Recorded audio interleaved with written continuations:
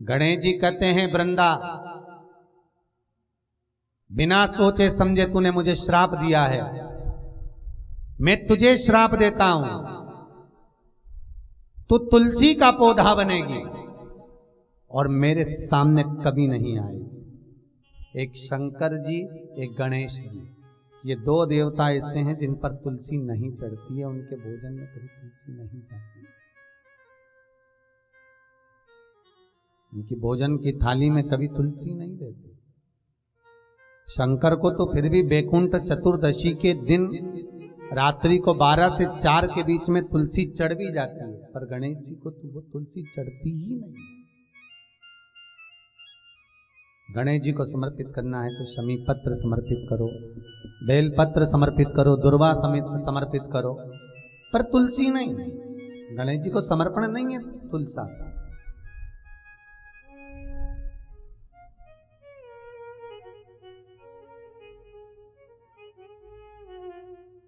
गणेश जी की साधना को तोड़ दिया, तब साधना गणेश जी की टूट गई।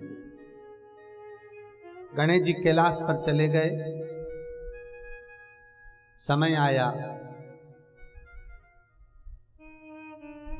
प्रजापति विश्वरूप विश्वकर्मा की धर्म पत्नी कंचना, रिद्धि सिद्धि की मां, गणेश जी के ससुर और सास का नाम आप बहुत ध्यान रखकर रखना, कंचना देवी, प्रजापति विश्वरूप विश्वकर्मा की धर्म पत्नी कंचना देवी। एक बार भगवान शिव का स्तमन कर रही थी, बैठी थी, और भगवान विश्वकर्मा जी से उन्होंने पूछ लिया, प्रभु मेरी चित्त वृत्ति में मैं इतना सा चाहती हूं कि मेरे तप बल से, मेरी साधना से, मेरे शरीर से, मेरी तप साधना से जो कन्या जन्म ले वो जगत का भरण पोषण करने वाली हो, जगत का लाभ देने वाली, भरण पोषण करने वाली हो, ऐसी कन्या मेरे द्वारा प्रकट।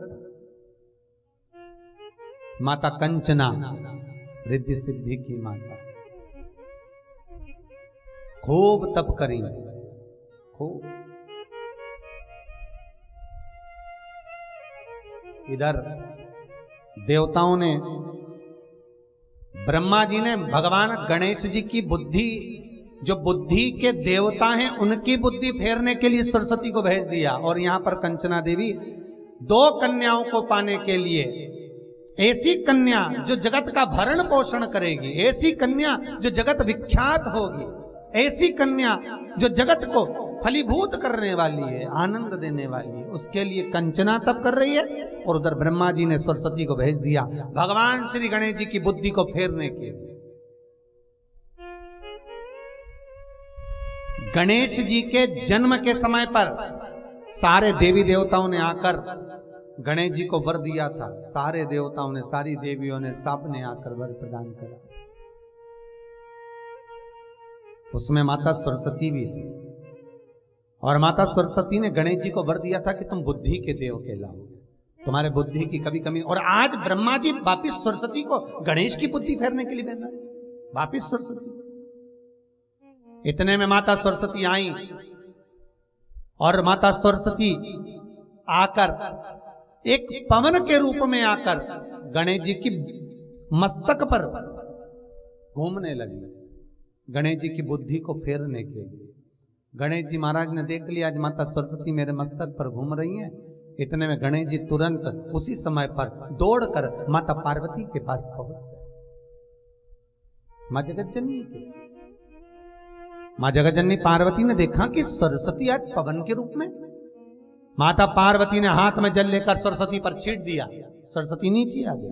हाँ, और आते से माता पार्वती जी पूछी, क्या बात है सरस्वती, कैसे आना हुआ तुम्हारा, कैसे आगमन हुआ तुम्हारा, क्या बताएं। ब्रह्मा जी ने भेजा है। ब्रह्मा जी ने भेजा? हाँ, क्यों भेजा, किस लिए भेजा, भेजने का कारण क्या है? ब्रह्मा जी ने भेजा है श्री गणेश जी महाराज की बुद्धि को फेरने के लिए। किस लिए बुद्धि फिरवाना है? बस ये विवाह कर लें और कुछ नहीं। ब्रह्मचारी का जीवन जीना है, इस ब्रह्मचारी के जीवन को छोड़ दें। भगवान माता सरस्वती के शब्द जब माता पार्वती ने सुने तो माता पार्वती सरस्वती से कहती है तुम जाओ, इस चीज के लिए तुम्हारी जरूरत नहीं पड़ेगी। माता सरस्वती के जाने के बाद माता पार्वती ने गणेश को गोदी में बिठाकर कहा लालन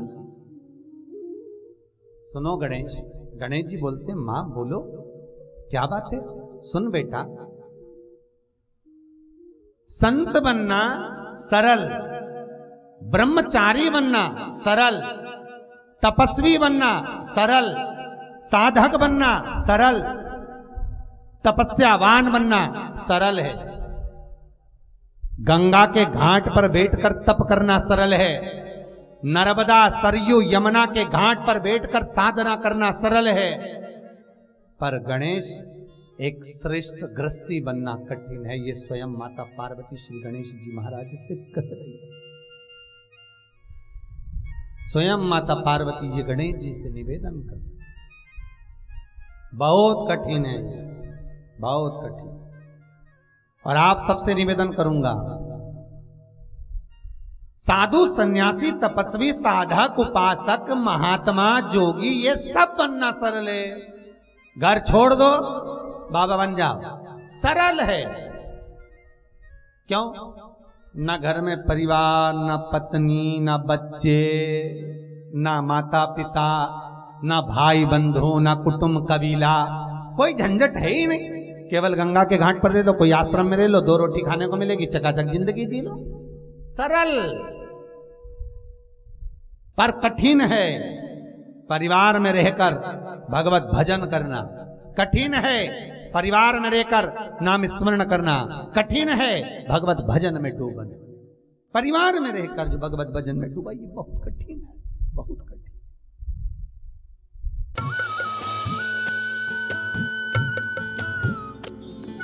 सर्वधर्म संगम, धर्म के सच्चे प्रहरी।